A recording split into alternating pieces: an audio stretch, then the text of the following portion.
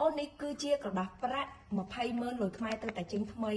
ចាអញ្ចឹងរួមបាញ់មិញហ្នឹង10សន្លឹកដែលមានចំនួនសរុបទឹកប្រាក់2លានអញ្ចឹងបងប្អូនម៉ាស៊ីនរាប់លុយខាងយើង version ចុងក្រោយនេះគឺស្គាល់គ្រប់ប្រភេទលុយខ្មែរតែម្ដងមិនថាតែលុយខ្មែរបងប្អូនលុយដុល្លារលុយចិនលុយច្រើនមែនតើអាចរាប់នៅលើម៉ាស៊ីនហ្នឹងបានណាបងប្អូនលុយខ្មែរលុយដុំដុល្លារអូស្ត្រាលីដុល្លារហុងកុងអីនិយាយទៅរាប់បានច្រើនមែនតើនៅលើម៉ាស៊ីនហ្នឹងអញ្ចឹងមានមុខងារពិសេសមួយទៀតបងប្អូនគឺចាប់លុយខ្លាំងៗបានយ៉ាងមានប្រសិទ្ធភាពតែម្ដងណាអញ្ចឹងខ្ញុំធ្វើការតេស្តឲ្យបងប្អូនមើលនេះគឺជាលុយខ្លាំងៗកដាស់50000លុយខ្មែរយើងលុយខ្លាំងៗកដាស់50000លុយខ្មែរយើងមានពីរប្រភេទទៀតណាបងប្អូននេះអានេះប្រភេទស្លឹកទី1នេះដែលកាប់ពីដំបូងខ្ញុំចាប់បានប្រហែលជាប្រហែលខែមុនឥឡូវទៅតែចេញថ្មីមួយទៀតបងប្អូនដូចមែនតើដូចមែនតើអានេះខ្ញុំទៅគឺជា50000តែនេះវាចូល grade A បងប្អូនអញ្ចឹងខ្ញុំដាក់ក្នុងម៉ាស៊ីនអត់ទទួលទេ load code error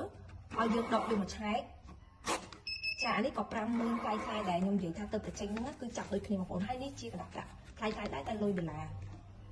អញ្ចឹងម៉ាស៊ីនអត់ទទួលដូចគ្នាបងប្អូនអញ្ចឹងម៉ាស៊ីនយើងគឺមានមុខងារសំខាន់ពិសេសមែនតើសម្រាប់ចាប់លុយខ្លាំងៗបានមានប្រសិទ្ធភាពព្រោះឥឡូវលុយខ្លាំងៗចរាចរណ៍លុយទីផ្សារច្រើនមែនតើអញ្ចឹងខ្ញុំធ្វើការទិញឲ្យបងប្អូនមើលចាក់ស្ដែងតែម្ដងក្នុងការដែលយើងដាក់ប្រកបលុយខ្លាំងៗនៅក្នុងដុំលុយពិត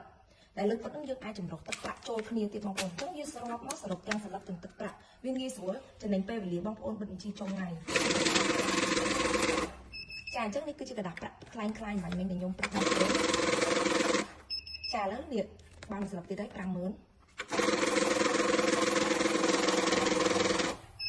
ចាមកស្លឹកទៀតហើយ